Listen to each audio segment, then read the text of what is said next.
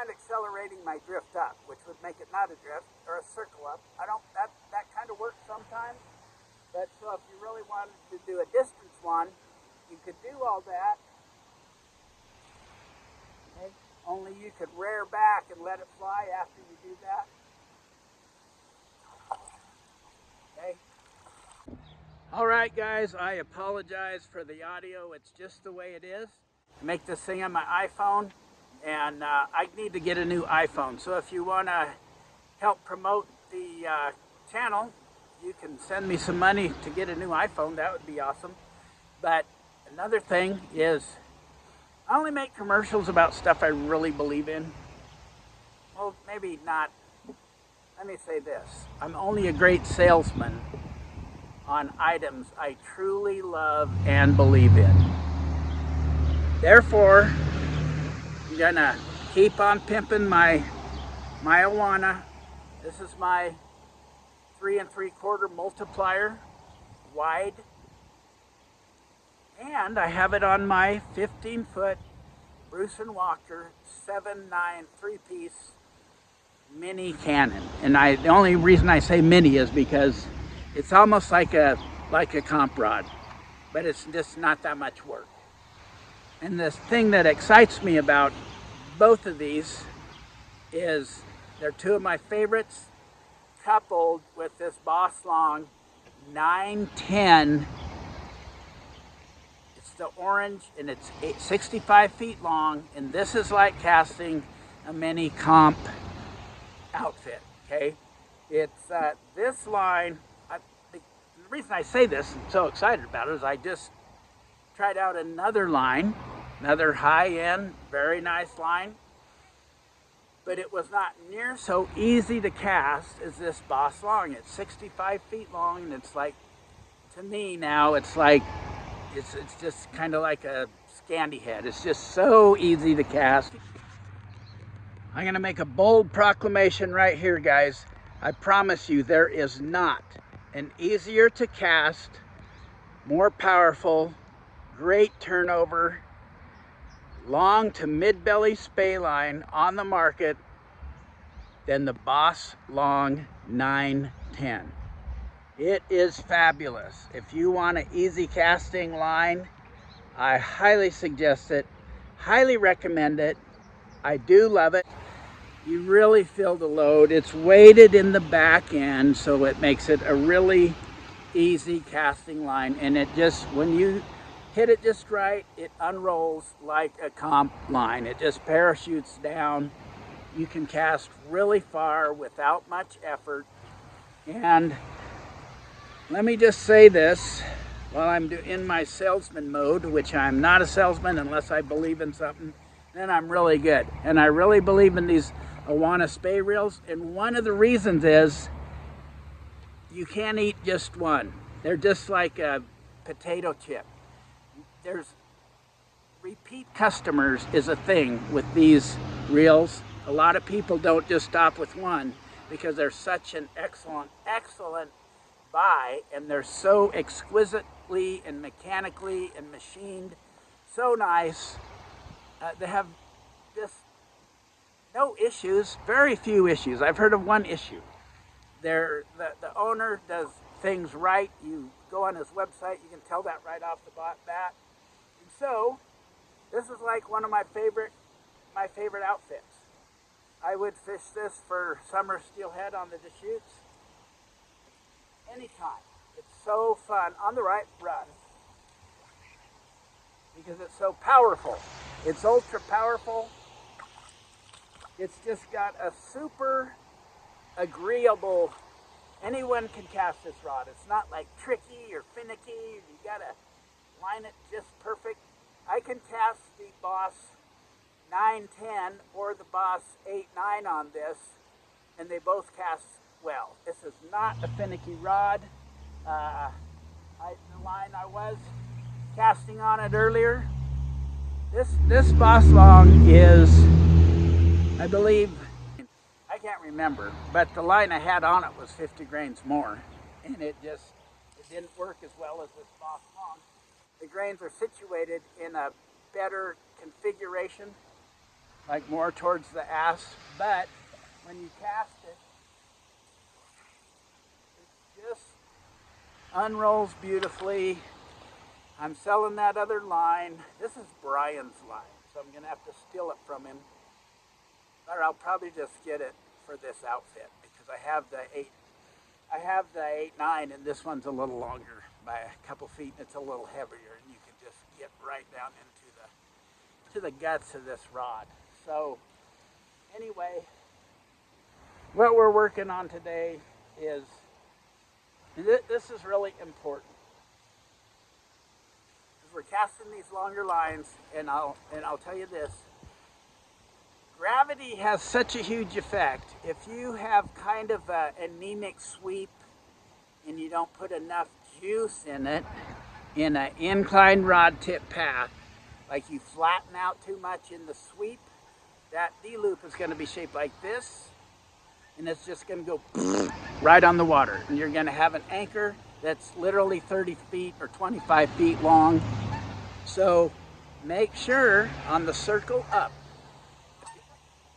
make sure your sweep accelerates gradually and stays at an incline rod tip path or climbing curve, and you have to gradually accelerate. You don't want to just give it the onion totally and overdo it.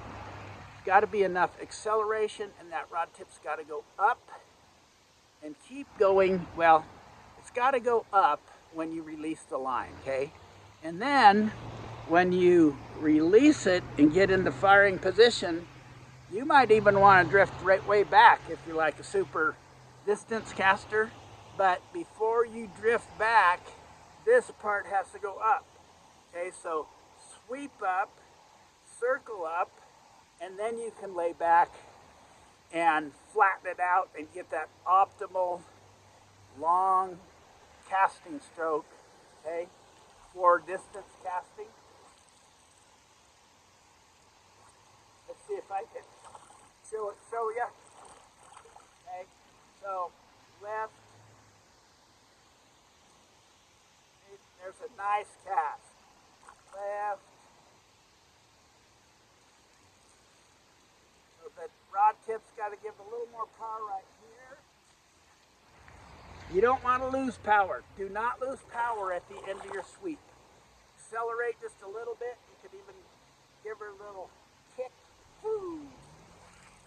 Okay, that gets that D-loop up. If you sweep like this, and then you circle up like this, that rod tip keeps going up.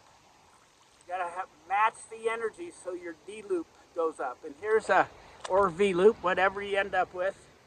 And here's me and Brian have been working on his, we've been working on getting his snake roll more like his single spay, you know. So I was snake rolling really good, then mine fell apart. And he was doing pretty good, and then his fell apart. And so instead of, we don't talk a lot of, theory, I video him and just show him. It's like, here's what's happening, okay? That's the only lesson you need sometimes. You don't need to complicate things and have these really detailed scientific things going for you. Just video somebody and show them the rod tip and then show them the line, and you can tell right away, oh, I'm sweeping and gravity's taken over, and then by the time I get into the firing position, everything's laying in the water, okay? So to go from just a regular fishing cast, we want to keep, everything out in front. Keep that rod tip going up. It's got to go up, up, up throughout the sweep and the circle up. And it's got to be gradually accelerating even.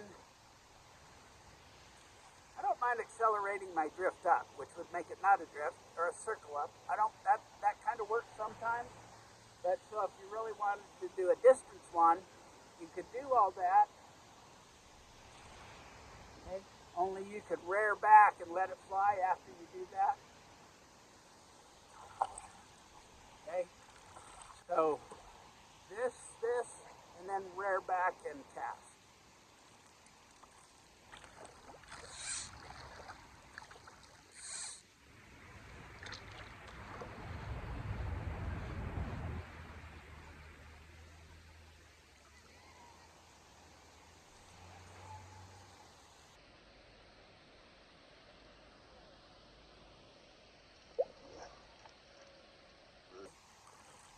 You gotta time it. You can't just rear back and wait too long. You gotta make it all happen in a reasonably fast time. That's a lot of time for gravity to take over, especially on these heavily weighted, rear weighted lines. So it's just timing. It's just timing. And it's just can be so much of a difference between this in your sweep and this in your sweep. Climbing curve. Remember that climbing curve. That's a great way to sweep and keep the bottom of your D-loop out of the water.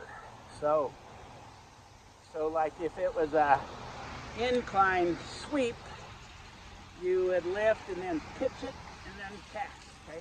With a climbing curve, you can kind of move your bottom hand and circle it up, okay? I like to do it with my bottom hand. Sweep. Okay. So, anyway, Gene Oswald got me a really sweet deal on this rod. I am a Iwana reel dealer guy, and the Boss Long, Gene and his crew, Gene and Greg and Brian, they developed this line, and it is just like a mini comp line. It just flies. I can do a loop that you can see.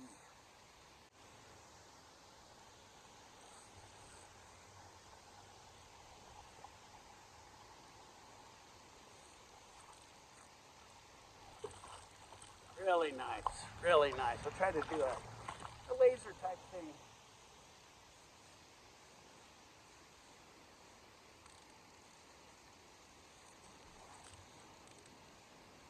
Out she goes. Beautiful combo. Beautiful combo. Hit me up for a Iwana reel. Make you a smoking deal on one. I got to get financed. I got to get a new phone and a Line Speed Jedi Learjet with floats.